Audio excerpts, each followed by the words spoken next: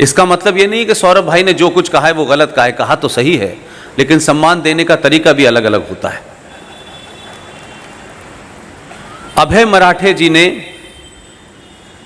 22 मार्च 1957 में भारत की संसद के अंदर एक चर्चा लंबी हुई और उस चर्चा के बाद यह तय हुआ कि भारत का एनिमल क्या है, भारत की बर्ड क्या है, फ्लावर क्या है, फ्रूट क्या है, तमाम सारी चीजें हो गई कि भारत का राष्ट्रीय पक्षी किसे कहेंगे, तमाम सारी चीजें हो गई। लेकिन 57 में जो चर्चा हुई उस चर्चा में यह कहा गया कि भारत का राष्ट्रीय कैलेंडर कैसे होगा। उस चर्चा में तमाम उस वक्त के बड़े बड़े विद्वानों ने हिस्सा लिया और उस चर्चा के बाद जो निष्कर्ष निकला, जो कॉन्क्लूजन निकला, वो ये कहा गया कि भारत का जो कैलेंडर है वो सत संवत के हिसाब से निकलेगा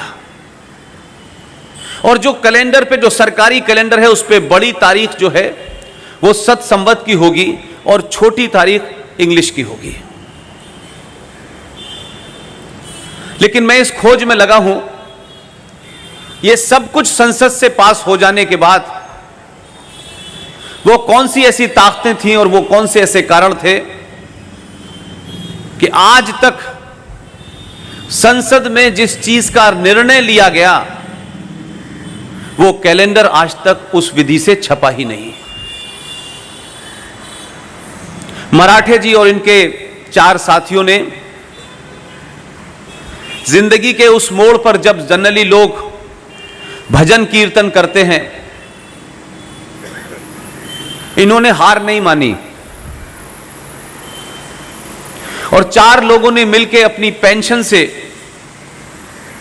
साल भर की इकट्ठी करते हैं और फिर उसी कैलेंडर को छापते हैं जिस पे चर्चा 1957 में हुई थी। मेरे संपर्क में मराठे जी कोई 4 साल पहले आए। उन्होंने जब ये मुझे बताया तो मैंने कहा कि भारत के संविधान में जो अपराध हुआ है उसके बारे में मैं चर्चा ज्यादा कर रहा हूं, लेकिन इस अपराध के बारे में मुझे जानकारी नहीं थी। उससे लेकर के आज मुझे इस बात की खुशी है, औरंगाबाद के रहने वाले हैं, आपके बीच में आए हैं। 29 तारीख को मैं औरंगाबाद में था और जिस कैलेंडर को ये 4 लोग छापते थे, इस बार विदेशों में बैठे हुए लोगों ने उनको फोन कर करके कहा कि आप जितना बड़ा और जितना अच्छा कैलेंडर छापना चाहते हैं छापिए, इसमें जो भी कुछ हमारा कंट्रीब्यूशन होगा वो हम देंगे।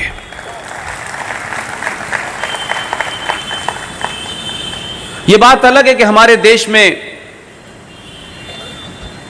एक कंपनी थी जिसका मालिक आजकल विदेशों में है। उस कंपनी के कैलेंडर के लिए इस देश के सांसदों में लाइन लगती थी, क्योंकि उसमें इतना महान ज्ञान होता था तस्वीरों में कि लोग बाकायदा टेलीफोन करके कहते थे कि कैलेंडर नहीं भिजवाया।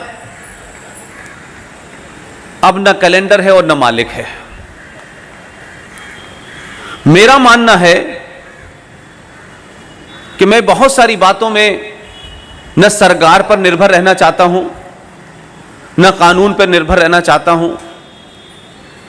क्योंकि मेरा यह पक्का यकीन है कि समाज को अगर सच बात बता दें, उसे जागृत कर दें, तो समाज जागृत होता है तो 2014 पैदा कर देता है। हम समझते थे कि सरकारें समाज चलाती हैं, लेकिन इस थ्योरी को मैं कभी मानता नहीं था। मैं मानता था कि समाज अगर तय कर ले तो सरकार कैसी बनेगी, कैलेंडर कैसा छपेगा, सब तय हो जाएगा। मराठे जी आज सुबह यहां पहुंचे हैं। इतना बेहतरीन कैलेंडर मैंने आज तक नहीं देखा। औरंगाबाद की सभा में उसको लॉन्च किया 4-5 दिन पहले। सिर्फ इतना ही बताया कि यह कैलेंडर नहीं है, यह सनातन का आंदोलन है। यह उस 5000 साल पुरानी संस्कृति जिसके हम वंशज हैं, यह कैलेंडर आपकी दीवार पर इतने सवाल पैदा करेगा, आपके अंदर इतनी जिज्ञासा पैदा करेगा कि आप चाहकर कि आज के बच्चे को यह बताने पे बाध्य हो जाएंगे कि सनातन का यह कैलेंडर कोई हिंदू कैलेंडर नहीं है। क्योंकि आज की जनरेशन को साइंस, रीजन और लॉजिक पे बात करती है। इस कैलेंडर के कोने कोने में दुनिया की जो साइंस है, जिसके आधार पर यह ब्रह्मांड चलता है, उसके आधार पर यह कैलेंडर बना है। और इन्होंने लड़ाई अपनी यहीं तक नहीं रोकी। रिजर्व बैंक ऑफ इंडिया ने नोटिफिकेशन कर चुका है कि आप अपने चेक पे संवत की डेट डालेंगे, हम एक्सेप्ट करेंगे। हिंदुस्तान के जितने भी बड़े बैंक हैं, उन्होंने एक्सेप्ट किया। लेकिन मराठे साहब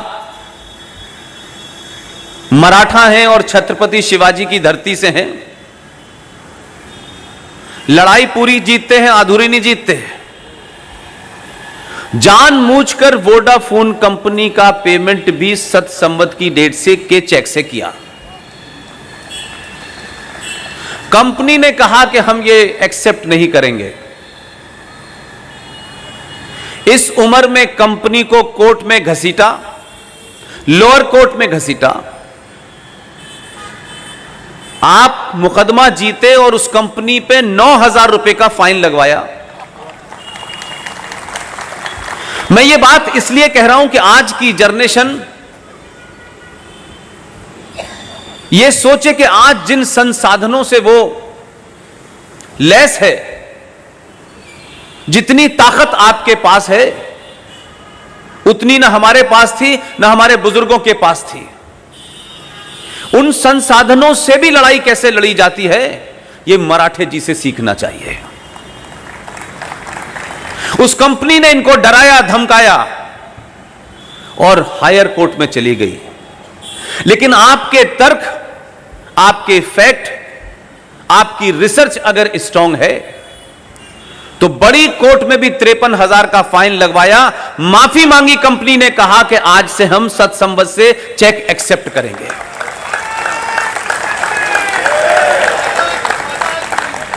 महत्व इस बात का नहीं है कि यह कैलेंडर क्या है। मैं यह कहता हूं कि यह देश 1976 में सेकुलर हो गया, उससे पहले कम्युनल था। और अगर यह सेकुलर हो गया तो फिर भारत का कैलेंडर ईसा मसीह से क्यों चलेगा? फिर बिफोर क्राइस्ट और आफ्टर क्राइस्ट से कैसे चलेगा? यह तो कम्युनल हो गया ना मामला। तो अगर सेकुलर भारत में सेकुलर कैलेंडर चाहिए तो ये जो कैलेंडर है ये किसी धर्म का नहीं है, ये शुद्ध साइंस का कैलेंडर है। ये जो ब्रह्मांड में प्लैनेट्स का पूरा मूवमेंट है उसके ऊपर आधारित है। इसलिए मेरा मानना है कि 22 मार्च 1957 को भारत की संसद में जो कुछ हुआ है उसको शब्दावली के साथ लागू करें और यही भारत का राष्ट्रीय कैलेंडर होना चाहिए। इसलिए मराठे जी ने तो एक काम और बहुत बढ़िया किया है, गूगल को मजबूर कर दिया है। गूगल ने सारा ऐप बना दिया है। आप लोग ऐप डाउनलोड कर दीजिए, अपनी डेट ऑफ बर्थ डालेंगे तो पता चलेगा कि सनातन के हिसाब से 50, 100, 200, 1000 साल पहले क्या तिथि थी, क्या डेट थी, सब पता चल जाएगा। इसको मूवमेंट बनाइए,